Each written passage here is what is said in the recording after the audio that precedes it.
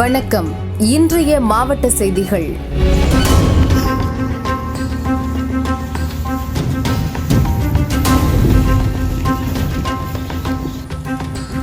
புதுச்சேரி பகுதியைச் சேர்ந்த வம்புப்பட்டு கிராமத்தில் ஏரி கரையோரம் காலாவதியான பிஸ்கட் மற்றும் சாக்லேட்டுகள் கொட்டப்பட்டன.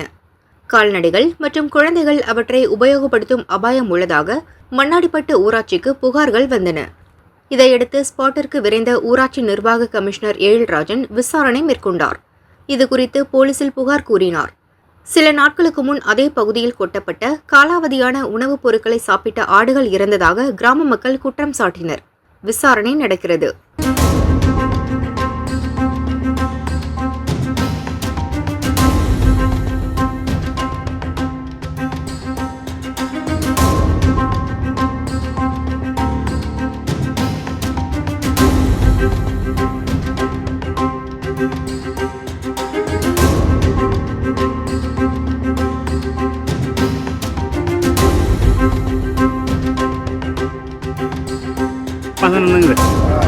நாலாம் மாசம் 25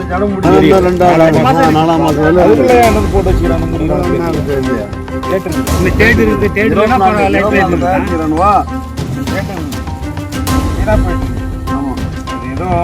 டைமிங் வச்சுட்டு இருப்பாங்க.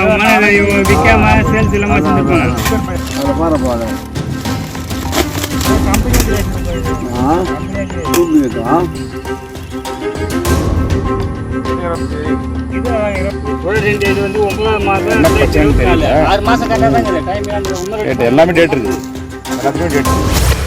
காரைக்கால் மாவட்டம் கிளிஞ்சல்மேடு மீனவர்கள் 13 பேரை இலங்கை கடற்படையினர் கடந்த மாதம் 27ஆம் தேதி எல்லை தாண்டி மீன்பிடித்ததாக சிறைப்பிடித்தனர்.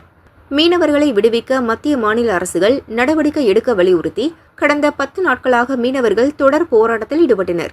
அதன் ஒரு பகுதியாக அட்டைகளை கலெக்டரிடம் ஒப்படைக்கப் போவதாக மீனவர்கள் அறிவித்திருந்தனர். அதைத் தொடர்ந்து மீனவ பிரதிநிதிகளிடம் காரைக்கால் கலெக்டர் சோமசேகர் அப்பாராவ் பேச்சுவார்த்தை நடத்தினார். மீனவர்கள் மற்றும் படகுகளை மீட்க உரிய நடவடிக்கை எடுக்கப்படும் என கலெக்டர் உறுதியளித்தார். அதை மீனவர்கள் ஏற்றனர். வரும் 24ஆம் தேதி முதல் மீன்பிடி தொழிலுக்கு செல்ல உள்ளதாக மீனவர்கள் தெரிவித்தனர். கோடநாடு எஸ்டேட் கொலை மற்றும் கொள்ளை வழக்கு விசாரணை இன்று ஊட்டி அமர்வு நீதிமன்றத்தில் நீதிபதி முரளிதரன் முன்னிலையில் விசாரணைக்கு வந்தது. ஏடிஎஸ்பி முருகவேல் தலைமையில் சிபிசிஐடி போலீசார் குற்றம் சாட்டப்பட்ட சயான் மற்றும் மனோஜ் ஆஜராகினர். அரசு தரப்பு வழக்கறிஞர் ஷாஜகான் மற்றும் கனகராஜ் நேரில் ஆஜராகினர். அரசு தரப்பில் கூடுதல் அவகாசம் கேட்கப்பட்டது. அதை ஏற்று வழக்கு விசாரணையை மார்ச் 19ஆம் தேதிக்கு நீதிபதி ஒத்திவைத்தார். கொடநாடு கொலை கொள்ளை வழக்கு இன்றைய தினம்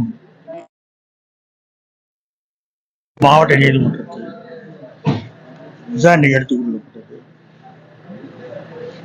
விசாரணையின் போது மாண்புமிகு நீதிபதி அவர்கள் வழக்கின் புலன் விசாரணை தன்மை குறித்து கேட்டறிந்தார்.